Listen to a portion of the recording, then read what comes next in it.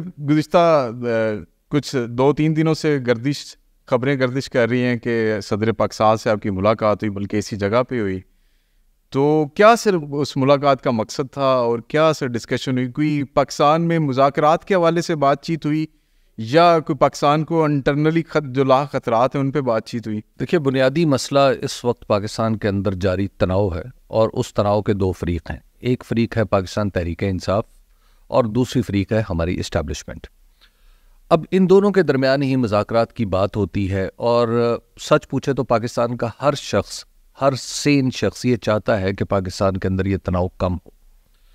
تو جب جناب صدر ڈاکٹر عارف علوی صاحب یہاں پر تشریف لائے تو میں نے ان سے درخواست کی تھی. پھر ان کے اعزاز میں یہاں پہ ہم نے مزید جرنلسٹ دوست سارے اکٹھے ہو گئے. تو ان سے جو گفتگو ہوئی اس کا نچوڑ یہ ہے کہ سابق صدر پاکستان بھی یہی چاہتے ہیں کہ پاکستان کے اندر کسی بھی طریقے سے جو تناؤ ہے کہ ایک طرف سب سے بڑی پارٹی ہے، پولیٹیکل پارٹی ہے، اور دوسری طرف پاکستان کی مسلح افواج بھی ہمارا ہی اثاثہ ہے. یعنی آپ یوں سمجھیے کہ دونوں طرف ہم ہی ہیں. تو صدر پاکستان چاہتے ہیں کہ یہ معاملات حل ہوں، خواہ کسی بھی صورت ہوں. اور اس معاملے میں انہوں نے ایک بڑی اچھی بات کی. انہوں نے کہا کہ میں اس خاص معاملے میں اپنی انا کی قربانی دینے والا پہلا شخص ہوں. میں تو سمجھتا ہوں، یہ ان کا کہنا تھا. اور دوسری جو انہوں نے بات کی، ان کا کہ عمران خان صاحب کو بھی شاید اب مذاکرات کی ضرورت نہیں، لیکن وہ بھی پاکستان کو آگے بڑھانے کے لیے چاہتے ہیں کہ معاملات آگے بڑھیں، بات چیت ہو، بات چیت کے دروازے کھلے. تو یہ ہے کرکس ان کی گفتگو کا. تو سر یہ جو کہا جا رہا ہے کہ عمران خان صاحب ڈیل نہیں کرنا چاہتے، عمران خان صاحب جھکیں گے نہیں، عمران خان صاحب تو کسی قسم کے مذاکرات نہیں کریں گے جب تک پارلیمنٹ میں ان کی جس طرح ان کو سیٹس ملی ہیں اس طرح نہ ملیں. تو دوسری طرف وہ دینے کو تیار نہیں ہے یا وہ اس طرف جھکاؤ کرنے کو تیار نہیں ہے. تو سر یہ ڈیڈ لاکس ہے، اس کو کیسے ختم کیا جائے گا؟ اس کی ایک تو یہ ہے کہ جو ڈیڈ لاک ہے یہ کوئی انڈیا پاکستان کے درمیان ڈیڈ لاک نہیں ہے. یہ کوئی کسی افریقہ کے دو ملکوں کے درمیان ہونے والے تنازع کی بات نہیں ہے عمر. یہ پاکستان کی بات ہے جس سے میں بھی متاثر ہو رہا ہوں، آپ بھی متاثر ہو رہے ہیں، جو صدر آصف علی زرداری بھی متاثر ہو رہے ہیں، عمران خان بھی متاثر ہو رہے ہیں. یو نیم اینی بڈی. آپ کے پاکستان کو اس وقت ایک ہیلنگ ٹچ کی ضرورت ہے، ریکنسیلیشن کی ضرورت ہے، مفاہمت کی ضرورت ہے. اب جو مفاہمت ہے وہ سوال یہ ہے کہ کیسے ہوگی اور کس کے درمیان ہوگی. How would or who would be step back؟ جی دیکھیے، ہاؤ تو اگلا کوشچن ہے نا. پہلے تو یہ ہے کہ دونوں فریق کون ہے. یہ معاملہ ہم اس وقت آمنے سامنے بیٹھے ہیں، آپ سوال پوچھ رہے ہیں، میں جواب دینے کی کوشش کر رہا ہوں. تو ہم دونوں کی پوزیشن واضح ہے نا. سب سے پہلے تو یہ پوزیشن واضح ہونی چاہیے کہ کون کس سے بات کرے گا. تو اس وقت صورتحال یہ ہے کہ پاکستان کی جو دیگر پولیٹیکل پارٹیز ہیں ان کی تو کوئی حیثیت نہیں ہے بات کرنے کی.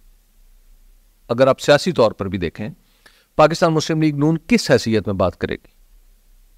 یعنی اس کے پاس جتنی بھی نشستیں ہیں ساری کی ساری الیکشن کمیشن کی دین ہے. سر ڈیموکریسی میں تو یہی ہوتا ہے نا کہ پولیٹیکل پارٹی سے ڈسکشن ہوتی ہے، لیکن وہ کہتے ہیں کہ آپ کے پاس تو اختیار ہی نہیں ہے ڈیبیٹ کرنے کا یا ڈائلاگ کرنے کا، تو آپ سے ہم کیوں کریں؟ میرا خیال ہے یہ ٹھیک بات ہے. جب پولیٹیکل پارٹی کے ساتھ اس وقت ڈیبیٹ ہو سکتی ہے جب اس کی حیثیت متعین ہو، اور جب اس کی حیثیت ہی متعین نہیں ہے اور جو حیثیت اس نے اختیار کر رکھی ہے وہ اس پر اجارہ ہی نہیں رکھتی، تو کیسے آپ بات کر سکتے ہیں؟ مسئلہ یہ ہے کہ آپ پاکستان مسلم لیگ نون سے یہ مان کے بات کریں گے کہ اس کی 100 سیٹیں آلموسٹ، جب یہ 100 سیٹوں پر بیٹھ کے بات کریں گے وہ بھی الیکشن کمیشن کی جانب سے، وہ بھی الیکشن کمیشن کی دی ہوئی عنایت کردہ سیٹیں. تو اس عنایت کردہ مینڈیٹ کے اوپر آپ بات کریں گے تو اس کا مطلب کیا ہوگا؟ اگر پاکستان تحریک انصاف اس طرف جائے گی تو میرا خیال یہ ہے کہ وہ پھر اس میں جو پولیٹکس ہے جو مجھے لگتی ہے، یہ جو بار بار کہا جاتا ہے کہ مسلم لیگ نون کی طرف سے کہ جناب ہم تو مذاکرات کے لیے تیار ہیں، وہ بنیادی طور پہ یہ ہے کہ ایک دفعہ اگر تحریک انصاف ان کے ساتھ بیٹھ گئی تو اس کا مطلب ہے کہ مینڈیٹ پہ تو مہر لگ گئی، ایکسیپٹ کر لیا آپ نے ان 100 سیٹوں کو ایکسیپٹ کر لیا. جب آپ نے ان 100 سیٹوں کو ایکسیپٹ کر لیا تو اس کے بعد مذاکرات کی میز اٹھا کے سائڈ پہ رکھ دیں گے، کہانی ختم. بالکل صحیح. سر یہ تو آئے تھے کہ ریاست مدینہ بنانی ہے سر، یہ تو 9 مئی بن گیا، یہ سر کیسے؟ کیا مطلب؟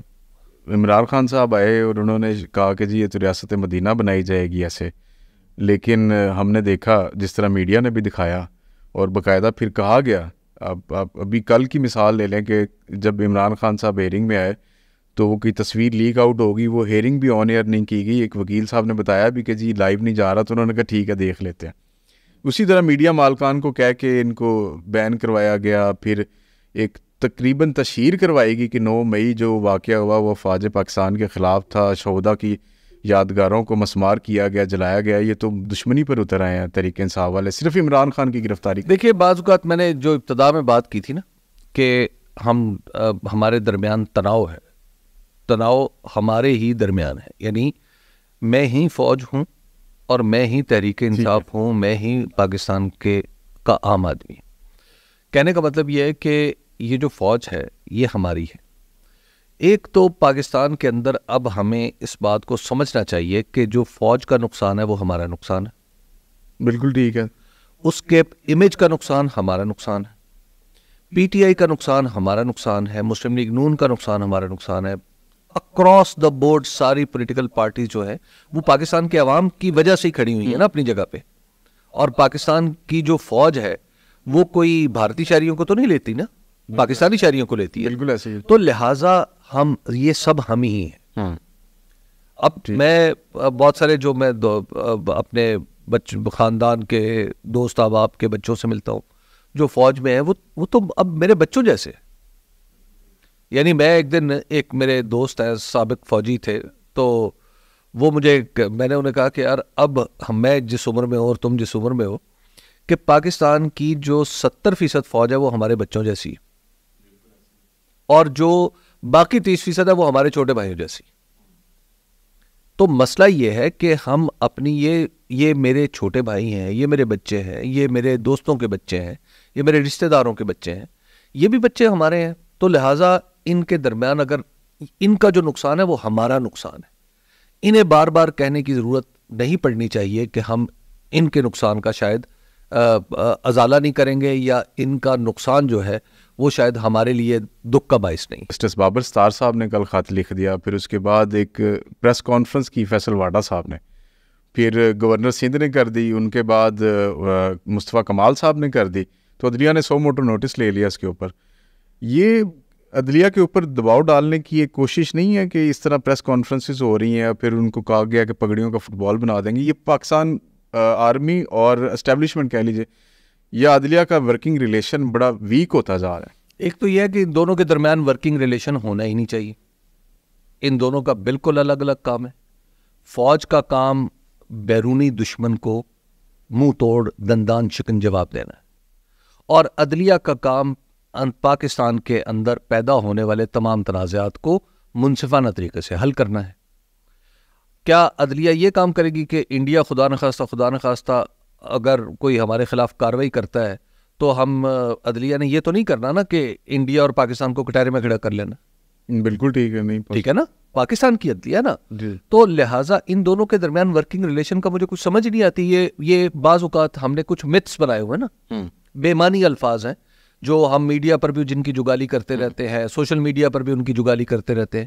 کیا ورکنگ ریلیشن ہوتی ہے؟ مطلب کیا جو ہمارے ججز ہیں، ججوں نے پی ایم اے کاکول میں جا کے کوئی ٹریننگ لینی ہے، یا اسٹاف کالج کوئٹہ میں جا کے کوئی جنگی حکمت عملی پڑھنی ہے؟